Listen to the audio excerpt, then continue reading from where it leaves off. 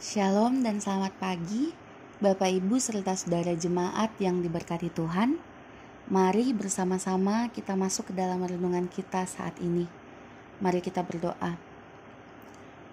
Tiada henti-hentinya kami menghampiri tahta kekudusan-Mu ya Tuhan, untuk mengucap syukur karena Engkau begitu baik di dalam kehidupan kami.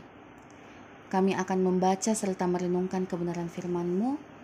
Berikanlah kami hikmat dan kemampuan, agar kami mampu untuk melakukan firman-Mu ini di dalam kehidupan kami.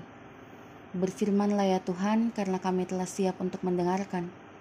Di dalam nama Tuhan Yesus firman yang hidup, kami sudah berdoa. Amin.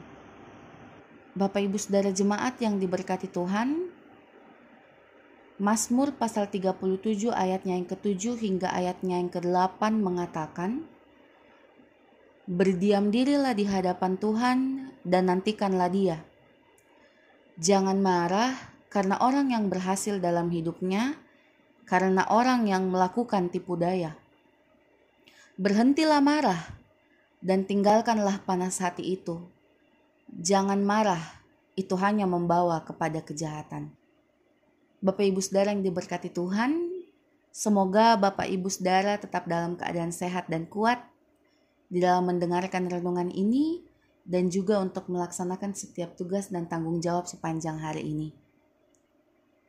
Bapak Ibu, ada kepercayaan umum pada zaman Perjanjian Lama bahwa orang-orang yang jahat itu akan menderita.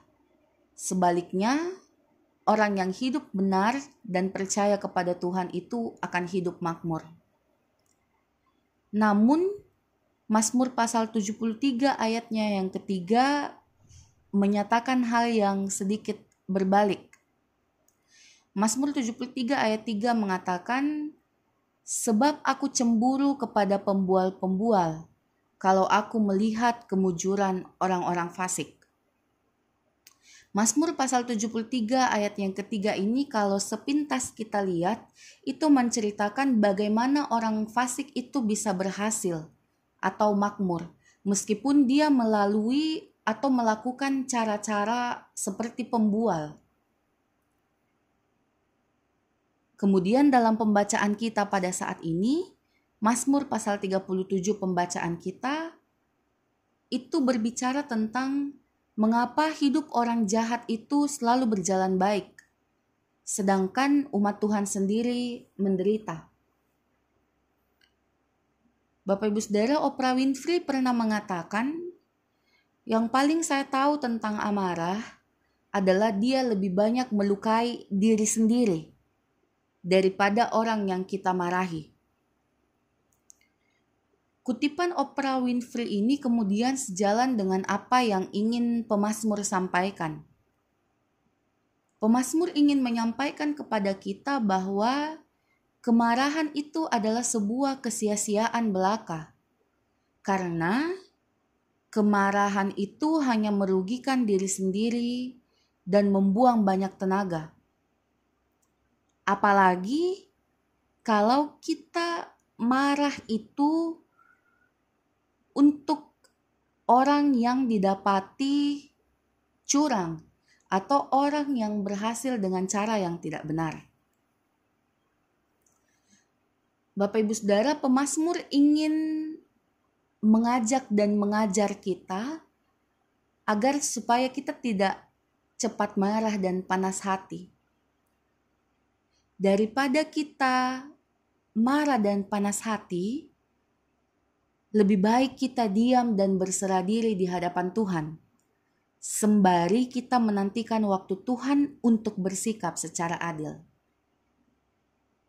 Selain karena kemarahan itu adalah sebuah kesia-siaan dan itu merugikan diri sendiri dan membuang banyak tenaga, kemarahan itu juga membuat kita jatuh pada dosa dan kejahatan. Itu yang dikatakan dalam Efesus 4 ayat 26. Bapak Ibu Saudara, renungan kita sepanjang minggu ini berbicara tentang bagaimana kita harus hidup beriman di dalam doa-doa kita. Di dalam setiap permohonan yang kita naikkan kepada Tuhan. Dan mungkin kita juga sedang menunggu keadilan dan waktu Tuhan untuk bertindak di dalam kehidupan kita, di dalam pekerjaan kita, dan di dalam karir kita. Mungkin kita melihat ada orang yang lebih berhasil dibanding kita, dan kita tahu bahwa orang yang berhasil itu mendapatkannya dengan cara yang tidak halal atau dengan cara yang tidak baik. Kita seakan-akan mempertanyakan keadilan Tuhan, kenapa Tuhan membiarkan mereka untuk berhasil. Bapak Ibu Saudara, kuncinya adalah sabar dan tetap beriman bahwa Tuhan itu maha adil dan maha kuasa. Jadi biarlah itu menjadi otoritas Tuhan dalam bertindak kepada setiap orang yang tidak berkenan kepadanya. Tidak mudah memang, tetapi tugas kita itu adalah bagaimana kita mampu untuk menata hati agar kita tidak cemburu kepada kesalahan orang dan kita tidak iri hati dengan keberhasilan yang didapatkan melalui cara yang tidak benar di kehidupan orang lain. Apalagi kita membuang-buang energi kita hanya untuk marah karena keberhasilan yang diperoleh dari cara yang jahat. Bapak Ibu Saudara, marilah kita bersama-sama menata hati kita, membangun spiritualitas kita agar kita mampu untuk tidak cemburu dan iri hati kepada orang-orang yang berhasil karena mereka melakukan itu dengan cara yang tidak benar atau dengan cara yang tidak baik. Kita tinggal hidup setia saja kepada Tuhan, dan kita tetap percaya bahwa Tuhan itu akan membuat semua indah pada waktu Tuhan. Mari kita berdoa untuk mengakhiri renungan kita pada saat ini. Kita berdoa. Ajarlah kami ya Tuhan untuk menata hati kami agar kami tidak hidup di dalam kemarahan dan panas hati. Sebab kami tahu bahwa kemarahan itu hanya membuat kami jatuh kepada dosa dan kejahatan.